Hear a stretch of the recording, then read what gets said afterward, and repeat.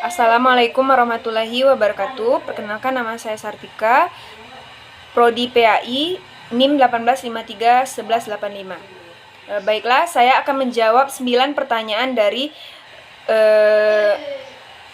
ujian komprehensif etika profesi keguruan. Baiklah, soal yang pertama yaitu bagaimana pemahaman kalian tentang etika profesi guru secara umum dan dalam Islam.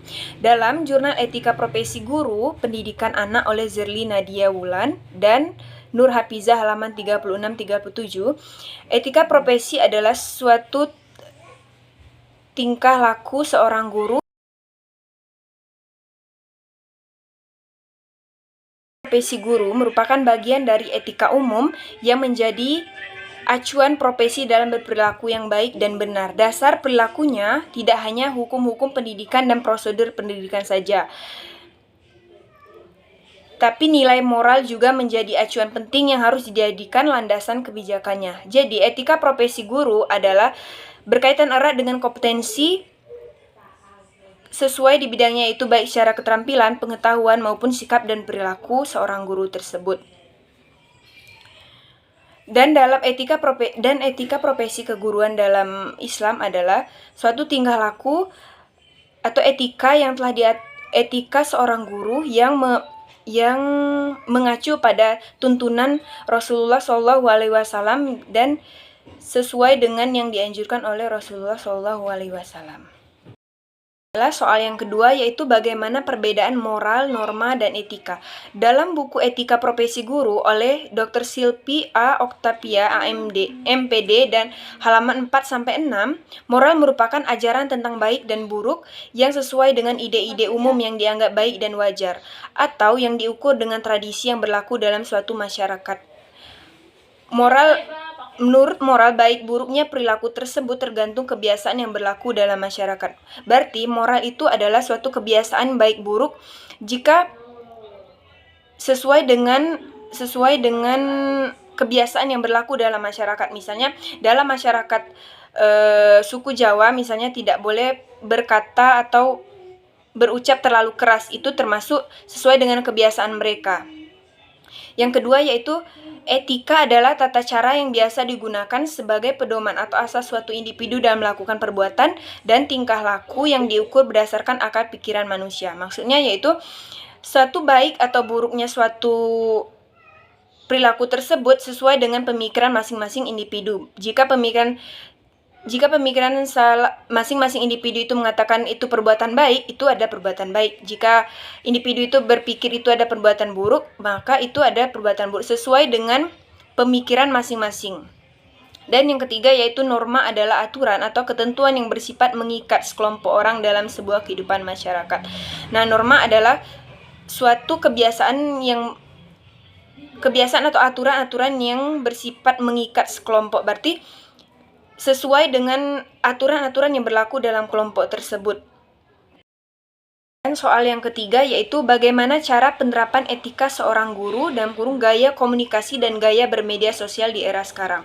Dalam Jurnal Islam dan Etika Bermedia, Kajian Etika Komunikasi Netizen di Media Sosial Instagram dalam Perspektif Islam oleh Maya Sandra Rosita Dewi adalah dengan cara seorang guru berkomunikasi yang baik dalam media sosial adalah seorang guru tidak menggunakan bahasa-bahasa yang kasar, provokatif, yang melanggar sara, dan jangan memposting artikel-artikel atau status yang bohong, yang mengcopy-paste atau artikel yang mempunyai hak cipta, serta memberikan komentar-komentar yang negatif. Nah, karena sebagai seorang guru, itu adalah perilaku dan tingkah lakunya itu ditiru dan diikuti oleh siswanya. Jadi, sebagai seorang guru, menerapkan etika gaya berkomunikasi dalam bermedia sosial adalah dengan cara memposting hal-hal positif, bukan hal-hal negatif seperti provokator, dan memposting hal-hal yang melanggar norma. Nah, gaya komunikasinya yaitu menggunakan bahasa yang baku dan bahasa yang sesuai dengan bahasa yang mudah dimengerti oleh siswanya. Karena jika bahasa yang kita gunakan menggunakan bahasa resmi atau bahasa baku, maka pesan yang akan disampaikan itu akan mudah diterima oleh yang mendengarkannya. Baiklah, soal yang keempat yaitu bagaimana perbedaan antara guru profesional dan guru yang tidak profesional. Dalam jurnal Guru Profesional oleh Abdul Hamid halaman 277, guru profesional adalah guru yang memiliki kemampuan dan keahlian di bidangnya. Ia mampu melakukan tugas dan kewajibannya sesuai dengan kemampuannya semaksimal mungkin dan memiliki pengalaman di bidangnya. Maksudnya yaitu dia memiliki keahlian khusus di bidang yang dia tekuni. Misalnya dia seorang guru agama, berarti dia memiliki background pendidikan sebagai guru agama. Ini bisa dikatakan dia sebagai guru profesional dan dia menguasai materi pada saat menjelaskan. Sementara guru yang tidak profesional adalah guru yang tidak memiliki keahlian khusus di bidangnya. Misalnya dia memiliki background mengajar pendidikan agama Islam, tapi dia mengajar bahasa Indonesia. Ini dinamakan dia guru yang tidak profesional karena tidak menekuni sesuai dengan yang di bidangnya. Dan guru yang tidak profesional ini juga adalah guru yang tidak menguasai materi, tidak melakukan tugasnya dengan baik. Contohnya pada saat menjelaskan materi dia tidak menguasai materinya dan mungkin dia juga sering datang terlambat. Ini dinamakan guru yang tidak profesional. Baiklah, soal yang kelima yaitu bagaimana menurut kalian dalam penerapan teknologi digital dalam menyusun perencanaan pembelajaran. Dalam jurnal pemanfaatan teknologi digital dalam kegiatan pembelajaran oleh Nandang Hidayat dan Husnul Khotimah halaman 10, penerapan teknologi digital dalam pembelajaran ini dapat diartikan sebagai suatu sistem pemrosesan digital yang mendorong pembelajaran aktif dan konstruktif pengetahuan dan eksplorasi peserta didik. Nah, dengan adanya penerapan teknologi digital dalam menyusun perencanaan pembelajaran ini adalah pembelajaran akan berjalan dengan aktif dan dapat meningkatkan minat dan motivasi belajar peserta didik dan meningkatkan kualitas belajar dan hasil belajar siswa juga. Karena jika menggunakan teknologi digital, berarti seorang guru tersebut sudah mengikuti perkembangan zaman sehingga menyusun perencanaan pembelajaran ini dapat dilakukan secara efisien dan efektif. Soal selanjutnya yaitu soal nomor 6. Bagaimana kalian membedakan penggunaan teknologi komunikasi dalam satu dan dua arah? Dalam jurnal penerapan komunikasi satu arah di media komunikasi internal oleh Umi Asti Hadiani dan M. Jamiluddin Ritonga halaman 95 dan 96, yang dimaksud dengan komunikasi dalam satu arah adalah komunikasi yang dilakukan oleh pihak satu dan pihak lainnya dan tidak memiliki feedback atau timbal balik atau misalnya tidak memiliki hanya mendengarkan saja tugas dari pihak. Teknologi komunikasi dalam satu arah yaitu komunikasi yang dilakukan oleh satu orang dengan satu orang lainnya yang tidak memiliki feedback atau tidak memberikan kesempatan pada pihak satu untuk memberikan jawaban, hanya mendengarkan saja. Misalnya contoh dari penggunaan teknologi satu arah yaitu menggunakan teknologi televisi, misalnya mendengarkan ceramah, hanya mendengarkan saja, tidak ada feedback atau timbal balik dari pihak satunya. Sementara komunikasi dalam dua arah adalah komunikasi yang memiliki feedback atau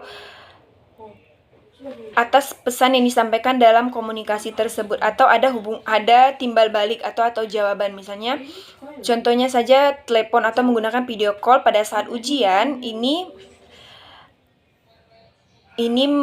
ada jawaban dari satu pihak dengan satu pihak lainnya memberikan masukan atau saran-sarannya. Itu yang dinamakan komunikasi satu arah dan dua arah. Soal selanjutnya yaitu soal nomor 7. Sebagai guru profesional, bagaimana cara mengevaluasi tujuan, isi, dan proses pembelajaran? Dalam jurnal evaluasi program pembelajaran oleh Dr. S. Eko Saputra Widoyoko, MPD, sebagai guru yang profesional, cara mengevaluasi tujuan, isi, dan proses pembelajaran yaitu yang pertama yaitu seorang guru mengevaluasi dulu tujuan awal dari proses pembelajaran tersebut apa, dan perlu ditulis apa saja tujuan-tujuan yang ingin dicapai dalam proses pembelajaran tersebut. Sementara mengevaluasi isi, guru harus mampu memahami isi materi pembelajaran secara mendalam agar tersampaikan secara maksimal.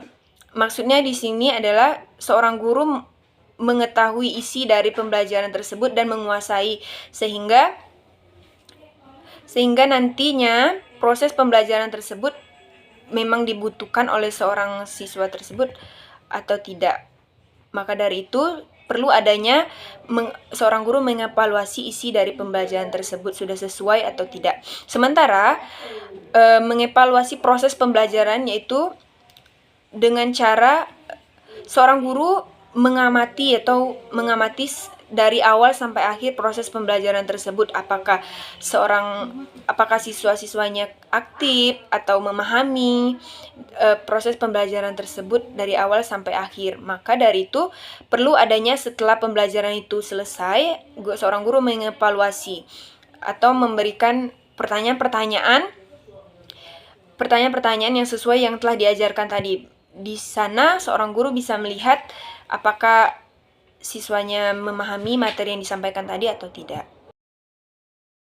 Baiklah, soal yang selanjutnya itu nomor 8. Sebagai guru profesional, bagaimana cara kalian mengembangkan proses pembelajaran?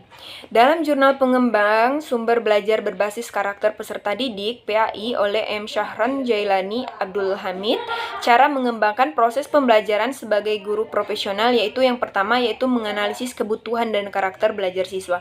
Maksudnya di sini adalah seorang guru menganalisis apa-apa saja yang dibutuhkan dan bagaimana karakter-karakter yang disukai oleh siswanya dalam belajar. Yang kedua yaitu merumuskan tujuan pembelajaran. Nah, dari awal sebelum pembelajaran itu berlangsung, seorang guru sudah mengetahui, sebagai guru profesional sudah mengetahui apa saja tujuan pembelajaran yang akan dicapai dalam proses pembelajaran tersebut. Yang ketiga yaitu mengembangkan materi pembelajaran. Nah, materi pembelajaran dari tahun ke tahun tersebut harus memiliki pembaruan. Misalnya materinya harus dibuat semenarik mungkin dan sehingga pembelajaran tersebut bisa tersampaikan dengan baik. Yang selanjutnya itu mengembangkan media pembelajaran. Nah, media pembelajaran dalam proses pembelajaran ini sangat penting juga karena mengikuti perkembangan zaman, bahwa seorang guru tersebut tidak ketinggalan zaman dan dia mengikuti perkembangan zaman dengan mengembangkan media pembelajaran. Bisa menggunakan Infocus, bisa menggunakan PPT sesuai dengan perkembangan zaman, atau menggunakan video-video yang menarik dan video-video yang menarik.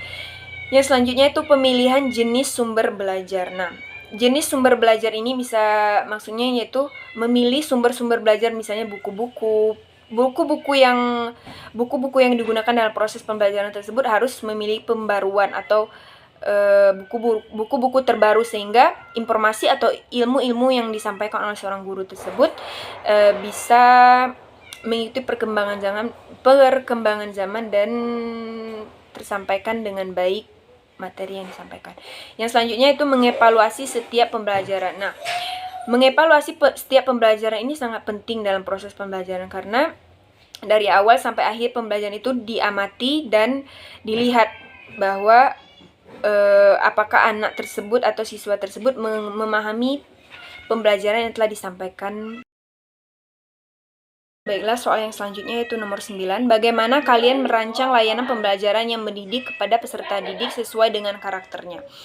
Nah, untuk merancang layanan pembelajaran yang mendidik kepada peserta didik sesuai dengan karakternya yaitu seorang guru harus melakukan pendekatan atau interaksi kepada siswanya. Dengan melalui pendekatan, guru tersebut dapat mengetahui pembelajaran yang sesuai dengan pembelajaran yang disukai, yang sesuai dengan karakter seorang anak. Misalnya, seorang anak tersebut memiliki karakter suka dipuji, suka diperhatikan, atau diberikan reward. Nah, berarti dalam proses pembelajarannya, seorang guru harus memberikan reward atau perhatiannya atau memberikan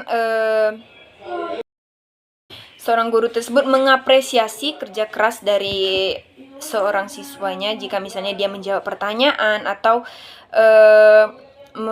menjawab soal-soal. Nah, jadi ada apresiasi dari seorang guru sesuai dengan karakter yang disukai oleh anak tersebut, bahwa dia suka dipuji atau diapresiasi. Nah, itulah tadi cara bagaimana seorang guru merancang layanan pembelajaran yang mendidik kepada peserta didik sesuai dengan karakter dari siswanya masing-masing. Baiklah, itulah tadi penjelasan dari 9 soal etika profesi keguruan yang dapat saya sampaikan. Terima kasih. Wassalamualaikum warahmatullahi wabarakatuh.